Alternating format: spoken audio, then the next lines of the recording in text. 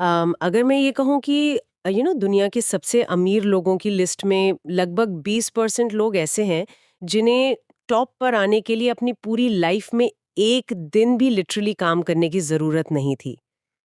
तो क्या hard work और सक्सेस के बीच का जो कनेक्शन हमें बचपन से सिखाया जाता है, उस पर से विश्वास उठ जाएगा? राइट।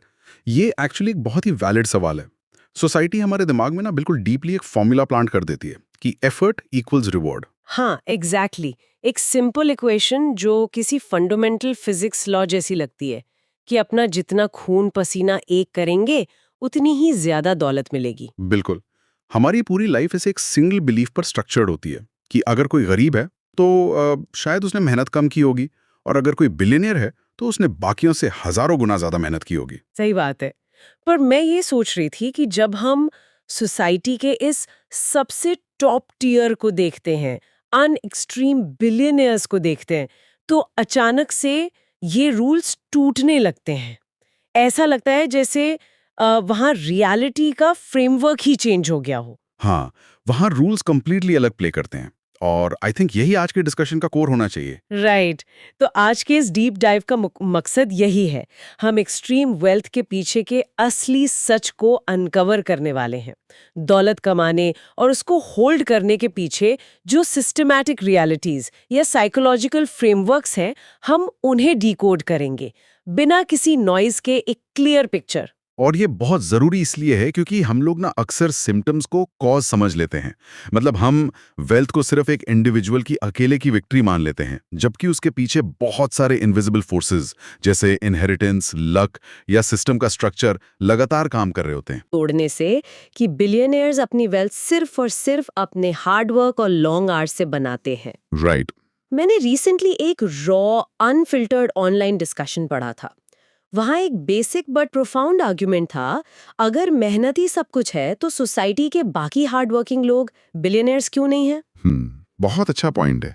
एक गवर्नमेंट स्कूल का टीचर या एक फैक्ट्री वर्कर दिन रात फिजिकली और इमोशनली एग्जॉस्टिंग काम करता है।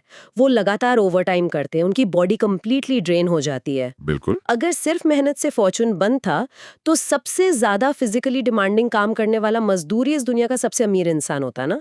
सो बेसिकली वेल्थ का फॉर्मूला सिर्फ एफर्ट नहीं हो सकता। यहाँ गेम कुछ और चल रहा है। राइट। टाइम ट्रेड कर रहा है। एग्जैक्टली अब दिन में सबके पास सिर्फ 24 घंटे ही होते हैं, तो किसी भी इंसान की पर्सनल मेहनत की एक अपर लिमिट जरूर होती है। कोई 16 घंटे काम कर लेगा, मैक्सिमम 18 घंटे कर लेगा, पर वो पर्सनली अकेले बिलियंस ऑफ डॉलर्स की इकोनॉमिक वैल्यू प्रोड्यूस नहीं कर सकता। हाँ, मतलब वो सुपर ह्यूमंस तो नहीं है कि एक दिन में 10,000 घंटे का आउटपुट निकाल लें। हाँ हाँ, वही तो। दूसरी तरफ एक बिलियनियर उस पूरे सिस्टम को ओन करता है।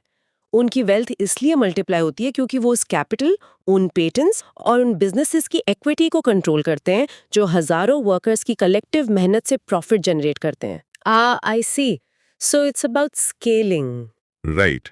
ओनरशिप इन्फिनिटली स्केल हो सकती है, पर ह्यूमन लेबर कभी स्केल नहीं हो सकती। एक फैक्ट्री वर्कर अपने टाइम पे कैप्ड है, जबकि ओनर उस फैक्ट्री जैसी 100 और फैक्ट्रीज खोलकर बाकियों के टाइम को लेवरेज करता है। ये एक बहुत बड़ा डिस्टिंक्शन है, टाइम बेचना वर्सेस सिस्टम को ओन करना। और यही पॉइंट मुझे inequality.org के फोर्ब्स 400 रिपोर्ट की तरफ ले जाता है। उस रिपोर्ट में एक बहुत ही ब्रिलियंट बेसबॉल एनालॉजी यूज की गई है। हाँ हाँ, द बेसबॉल एनालॉजी वो काफी फेमस है। राइट। वो पॉइंट आउट करते हैं कि ज्यादातर सुपर रिच लोग जिंदगी में थर्ड बेस पर पैदा होते हैं, पर पूरी जिंदगी यही प्रिटेंड करते हैं कि उन्होंने खुद अपने दम पर ट्रिपल हिट किया है। यानी वो डीपली बिलीव करते हैं कि वो टोटली सेल्फ मेड है। पर डे पेज इल्यूजन को बिल्कुल क्लियर कर देता है। अगर हम ऑब्जेक्टिवली देखें ना, तो फोर्ब्स 400 लिस्ट में सिर्फ 35% लोग ऐसे हैं जो एक्चुअली बैटर्स बॉक्स से आते हैं। वेट, सिर्फ 35%? हाँ, जिसका मतलब है वो लोग जो प्रैक्टिकली जीरो से स्टार्ट करके वहां पहुंचे। बाकी सबको इनहेरिटेड वेल्थ और रिसोर्सेज का एक बहुत बड़ा हेड स्टार्ट मिलता है। लगभग 22% लोग तो फर्स्ट बेस पर पैदा होते हैं। फर्स्ट बेस मतलब अपर क्लास फैमिलीज जहां सीड मनी और बेस्ट एजुकेशन इजीली मिल जाती है, राइट? एग्जैक्टली। और सबसे शॉकिंग फिगर ये है कि लगभग 21.25% लोग तो सीधा होम प्लेट पर ही बॉर्न होते हैं, जिसका सीधा सा मतलब है कि उनको इतनी मैसिव वेल्थ ऑलरेडी इनहेरिट होती है कि उन्हें टॉप 400 में बने रहने के लिए कुछ नया करने की जरूरत ही नहीं होती। वाओ। बट इधर एक काउंटर आर्ग्यूमेंट आता है मेरे दिमाग में। अगर हम अमेरिका जैसी फ्री मार्केट इकोनॉमी की बात करें, जहाँ से ये ज़्यादा डेटा आता है, वहाँ तो अमेरिकन ड्रीम का कॉन्सेप्ट है ना। राइट, बिल्कुल। हम मूवीज में देखते हैं कि अगर आपके पास एक सॉलिड आइडिया है तो बैंक से लोन ले सकते हैं, वेंचर कैपिटलिस्ट से फंडिंग उठा सकते हैं। तो अगर मार्केट इतना फ्री है तो इनकम इनइक्वालिटी किसी गरीब बैकग्राउंड वाले ब्रिलियंट इंसान को आगे बढ़ने से एक्चुअली कैसे रोक लेती है? ये एक एक्सट्रीमली इंपॉर्टेंट क्वेश्चन है और यहीं पे हमें उन इनविजिबल बैरियर्स को समझना होगा। यहाँ एक डीपली रिसर्च्ड इकोनॉमिक कॉन्सेप्ट आता है जिसे द ग्रेट गैट्सबी कर्व कहा जाता है। इसे इकोनॉमिस्ट एलन क्रूगर ने पॉपुलराइज किया था। ओके, तो ये कर्व प्रैक्टिकली क्या दिखाता है? ये कर्व एक सिंपल और पावरफुल ट्रूथ दिखाता है। जिस सोसाइटी में क्रॉस सेक्शनल इनकम इनइक्वालिटी ज़्यादा होती है, यानी अमीर और गरीब के बीच की खाई बहुत बड़ी होती है, जिसे हम हाई जीनी कोएफिशिएंट से मेजर करते हैं, वहाँ इंटरजनरेशनल मोबिलिटी उतनी ही श्रिंक हो जाती है। इसको थोड़ा और ग्राउंड रियलिटी पर ब्रेक डाउन करते हैं। मोबिलिटी श्रिंक होने का एग्जैक्ट मतलब क्या हुआ एक आम इंसान के लिए? इसका सीधा मतलब है कि ऐसी हाई इनइक्वालिटी सोसाइटीज में इकोनॉमिक स्टेटस एक जनरेशन से दूसरी जनरेशन में फ्रीज हो जाता है। गरीब का बच्चा गरीब ही रहने के चांसेस मैक्सिमम होते हैं और अमीर का बच्चा इजीली अमीर ही रहता है। ओह, आई गेट इट। जैसे डेटा दिखाता है कि डेनमार्क जैसी कंट्रीज में जहां वेल्थ इवनली डिस्ट्रीब्यूटेड है, वहां मोबिलिटी हाई है, जबकि यूएस जैसी हाइपर कैपिटलिस्ट कंट्री में वहां इकोनॉमिक मोबिलिटी ऑलमोस्ट रुकी हुई है। पर इसका मैकेनिज्म क्या है? जैसा मैंने पूछा, आइडिया तो किसी के पास भी हो सकता है ना, तो गरीब का बच्चा वही आइडिया लेकर बड़ा क्यों नहीं बन पाता? दो मेन मैकेनिज्म्स लगातार इस गैप को मेंटेन करते हैं। पहला है फैमिली इन्वेस्टमेंट्स। अमीर पेरेंट्स के पास इतना डिस्पोजेबल इनकम होता है कि वो अपने बच्चों की एजुकेशन और उनके सोशल कैपिटल में हेवीली इन्वेस्ट करते हैं। राइट, सोशल कैपिटल मतलब सिर्फ नेटवर्थ नहीं, नेटवर्किंग भी। बिल्कुल। इसका मतलब है कि अमीर बच्चे के डैड का गोल्फ बडी शायद उस बच्चे के नए स्टार्टअप के लिए सीधा $500,000 का चेक लिख देगा बिना किसी लंबे पिच के, जबकि एक आम इंसान को एक बेसिक बिजनेस लोन लेने के लिए सालों स्ट्रगल करना पड़ता है। सेफ्टी नेट का होना ही अमीर बच्चे को बड़े रिस्क लेने का कॉन्फिडेंस देता है। हाँ, that makes total sense. Failure का कॉस्ट दोनों के लिए बिल्कुल अलग है। एक के लिए फेलियर एक लर्निंग एक्सपीरियंस है, दूसरे के लिए टोटल बैंक्रप्सी। और दूसरा मैकेनिज्म क्या बताया आपने? दूसरा मैकेनिज्म और भी डीपली रूटेड है और वो है पॉलिटिकल इकोनॉमी। वेल्दी एलिट्स अपने इमेंस पैसे और इन्फ्लुएंस का सिस्टमैटिकली यूज करके ऐसी पॉलिसीज बनवाते हैं जो रूल्स को उन्हीं के फेवर में सेट कर देती हैं। मतलब लॉबिंग और टैक्स लूपहोल्स की बात कर रहे हैं आप? एग्जैक्टली। जैसे कैपिटल गेन्स टैक्स को इनकम टैक्स से कम रखना, तो बेसिक रूल्स ही ऐसे लिखे जाते हैं कि ऊपर पहुंचना तो मुश्किल होता है, पर एक बार टॉप पर पहुंच गए तो वहां से गिरना उससे भी ज्यादा मुश्किल हो जाता है। इंटरेस्टिंग। अगर इकोनॉमिक मोबिलिटी का डेटा इतना क्लियर है कि सिस्टम पहले से ही हाईली बायस्ड है, तो हमें लगातार ऐसे आर्टिकल्स और सोशल मीडिया रील्स क्यों बेची जाती हैं जो हर रोज बिलियनियर माइंडसेट को प्रेज करती हैं? That's the illusion. मैंने रिसेंटली पढ़ा था कि नेटफ्लिक्स के फाउंडर रीड हेस्टिंग्स अपनी कंपनी में रैडिकल ट्रांसपेरेंसी यूज करते हैं। स्टीव जॉब्स का फर्स्ट प्रिंसिपल्स थिंकिंग फेमस है, या वॉरेन बफेट का सर्कल ऑफ कॉम्पिटेंस। हमें हर जगह यही बताया जाता है कि बस इन मेंटल मॉडल्स को कॉपी कर लो, सुबह 4 बजे उठ जाओ और तुम अगले बिलियनर बन जाओगे। राइट। पर क्या वाकई में इनका माइंडसेट किसी आम ब्रिलियंट इंसान से इतना अलग होता है, या हम सब एक बहुत बड़े डिल्यूजन में जी रहे हैं? देखो, मेंटल मॉडल्स और डिसिप्लिन जरूर हेल्पफुल होते हैं क्योंकि अपनी वैल्यू है, पर यहाँ सब लोग एक बहुत ही डेंजरस और इनविजिबल कॉग्निटिव ट्रैप में फंसे हुए हैं, जिसे हम सर्वाइवरशिप बायस कहते हैं। सर्वाइवरशिप बायस, थोड़ा एक्सप्लेन करेंगे इसको? जरूर। ह्यूमन ब्रेन इस तरीके से वायर्ड है कि वो सिर्फ सर्वाइवर्स को देखता है, यानी उन लोगों को जो अल्टीमेट रेस जीत गए। हम उन सर्वाइवर्स की हर आदत, उनके जागने के टाइम, उनके ब्रेकफास्ट को सक्सेस का गारंटेड फॉर्मूला मान लेते हैं। जैसे मार्क ज़करबर्ग और बिल गेट्स का एग्जाम्पल। सबको लगता है कि कॉलेज ड्रॉप आउट होना एक जीनियस लेवल मूव है। यही सबसे बड़ा फ्लॉ है। हम ज़करबर्ग को देखते हैं, पर हम उन हजारों, शायद लाखों ड्रॉपआउट्स को कंप्लीटली इग्नोर कर देते हैं जिन्होंने ठीक वही स्टेप्स फॉलो किए थे, ठीक वही रिस्क लिया था, पर वो बुरी तरह फेल हुए। उनके स्टार्टअप्स बैंक्रप्सी में चले गए। राइट। और उनकी कहानियां कभी किसी मैगजीन के कवर पर नहीं आती। एग्जैक्टली। स्टार्टअप इंडस्ट्री का एक्चुअल डेटा ये बताता है कि 90% से ज्यादा स्टार्टअप्स फेल हो जाते हैं। अब मैथमेटिकली सोचिए, उन 90% फेल होने वाले फाउंडर्स में से बहुत सारे लोग ठीक वैसे ही सुबह 4 बजे उठते होंगे, वैसी मेहनत करते होंगे। Yeah, that's true. Survivorship bias हमारी सक्सेस की रियलिटी को डिस्टॉर्ट कर देता है, क्योंकि फेलियर का डेटा कभी हमारी आंखों के सामने आता ही नहीं है। हम सिर्फ जीतने वालों का इंटरव्यू देखते हैं। ये तो एग्जैक्ट वही बात हुई ना कि किसी टीवी चैनल पर हम सिर्फ लॉटरी जीतने वाले इंसान का एक्सक्लूसिव इंटरव्यू देख रहे हैं और उसकी खुशी देखकर ये कंक्लूड कर रहे हैं कि अपना सब कुछ बेचकर लॉटरी टिकट खरीदना एक्चुअली एक सॉलिड करियर प्लान है। बिल्कुल स्पॉट ऑन एनालॉजी है ये। क्योंकि हमने उन बाकी 10 लाख लोगों को तो देखा ही नहीं जिनके पैसे डूब गए और जो रोते हुए घर चले गए। सही बात है। और if we connect this to the bigger picture, इन बिलियनर्स के दिमाग में खुद एक साइकोलॉजिकल बायस प्ले कर रहा होता है, जिसे कहते हैं इल्यूजन ऑफ कंट्रोल और ओवर कॉन्फिडेंस बायस। ओके, उन्हें खुद लगता है कि उन्होंने सब कंट्रोल किया। हाँ, इंसान के दिमाग को ये मानना बहुत टेरिफाइंग लगता है कि उसकी सक्सेस का एक बड़ा हिस्सा लक या टाइमिंग पर डिपेंड करता है। इसलिए जो सक्सेसफुल हो जाते हैं वो नेचुरली ओवर कॉन्फिडेंट हो जाते हैं। वो डीपली बिलीव करने लगते हैं कि उन्होंने हर उस वेरिएबल को अपने माइंडसेट से कंट्रोल किया था, जो बेसिकली रैंडम था। सो वॉरेन बफेट का सर्कल ऑफ कॉम्पिटेंस एक अच्छा फ्रेमवर्क है, पर इस फैक्ट को इग्नोर नहीं किया जा सकता कि वो right place at the right time थे। जब यूएस इकोनॉमी मैसिव बूम पर थी, उन्होंने तब इन्वेस्ट करना शुरू किया। एग्जैक्टली उस अनकंट्रोलेबल एक्सटर्नल लक को लोग उनकी पर्सनल सुपर पावर समझ लेते हैं।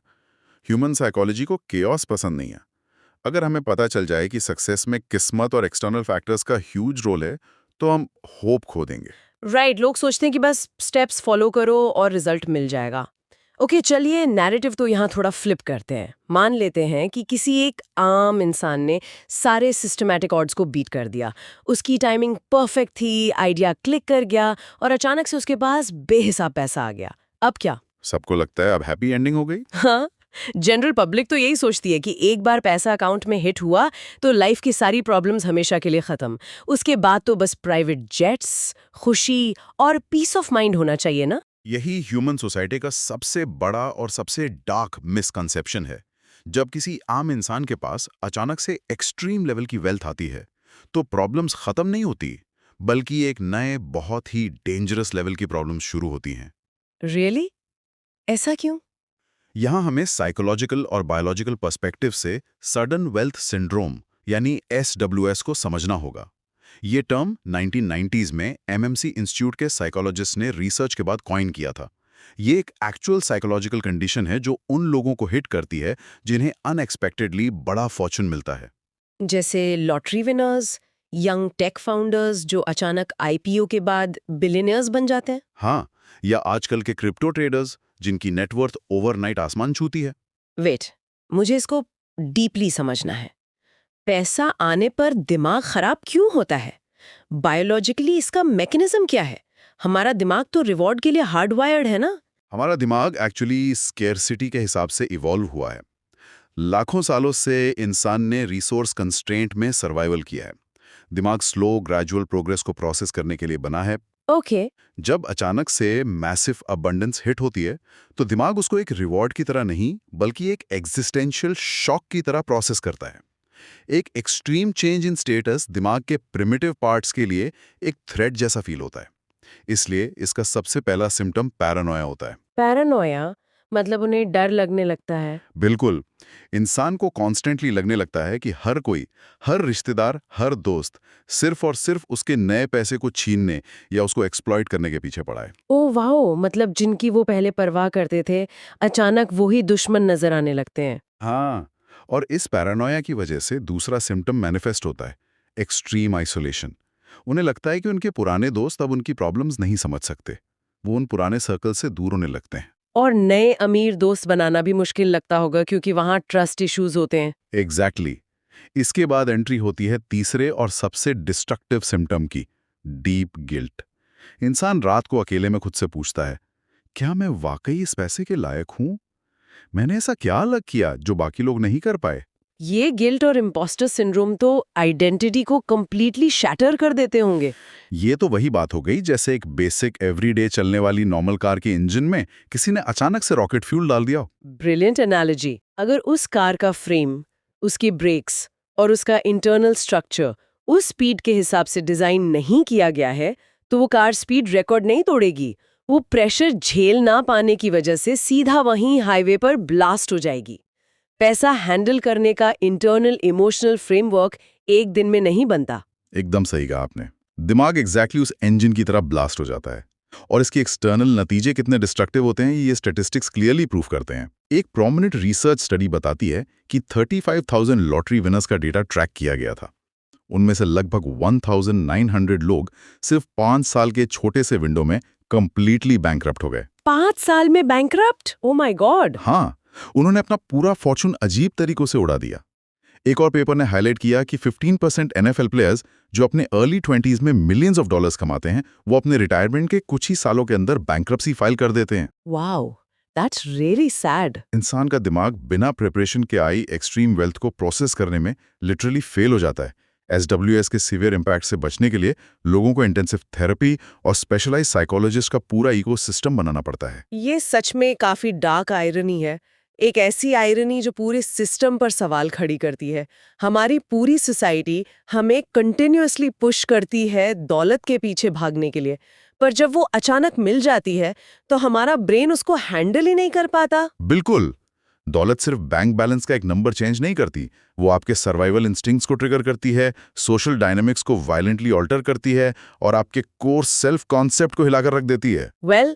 आज का ये डीप डाइव काफी रेवलेशन से भरा हुआ था। इस पूरी कॉन्वर्सेशन को अब्सॉर्ब करें तो हमने फंडामेंटली देखा कि दुनिया की सबसे एक्सट्रीम वेल्थ सिर्फ और सिर्फ पर्सनल हार्डवर्क के कंधों पर नहीं खड़ी है। उसकी नींव में इनहेरिटेड एडवांटेज एक बहुत फाउंडेशनल रोल प्ले करता है। Right, absolutely. हमने देखा कि कैसे द ग्रेट कैट्सबी कर्व और हाई इकोनॉमिक इनइक्वालिटी मिलकर एक आम इंसान की मोबिलिटी को रोक देते हैं। उसके बाद हमने उन बायसेस को डीकंस्ट्रक्ट किया, जैसे सर्वाइवरशिप बायस, जो हमें ये झूठी तसल्ली देते हैं कि सक्सेस का कोई fail proof copy paste mental model होता है। और एंड में सबसे डिस्टर्बिंग रियलिटी कि अगर अचानक पैसा बहने लगे तो हमारा ब्रेन सडन वेल्थ सिंड्रोम के बोझ तले कोलैप्स कर जाता है। सही समराइज किया आपने। ये सब आपस में कनेक्टेड है। तो अब इस सारे डेटा को देखने के बाद मैं सबके दिमाग में एक नया और थोड़ा अनसेटलिंग थॉट छोड़ना चाहती हूँ। अगर ह्यूमन एफर्ट से ज़्यादा इनहेरिटेंस, लेवरेज और सिस्टमिक रूल्स मैटर करते हैं, तो ज़रा सोचिए, जैसे जैसे आर्टिफिशियल इंटेलिजेंस और ऑटोमेशन आने वाले वक्तों में ह्यूमन लेबर और मेहनत को पूरी तरह से रिप्लेस कर देंगे, तो तब क्या होगा? जब लेबर की वैल्यू ज़ीरो के करीब चली जाएगी और सिर्फ कैपिटल और ओनरशिप की ही वैल्यू बचेगी, तो क्या ये वेल्थ गैप एक ऐसी दीवार बन जाएगा जिसे कोई गरीब बच्चा अपनी किसी भी मेहनत से कभी तोड़ ही नहीं पाएगा? ये एक ऐसी आने वाली रियलिटी है जिस पर हम सबको अग्रेसिवली सोचना पड़ेगा। अगर आपको ये डीप डाइव पसंद आया हो तो लाइक करें, सब्सक्राइब करें और शेयर करें। मिलते हैं नेक्स्ट डीप डाइव में। Thank you.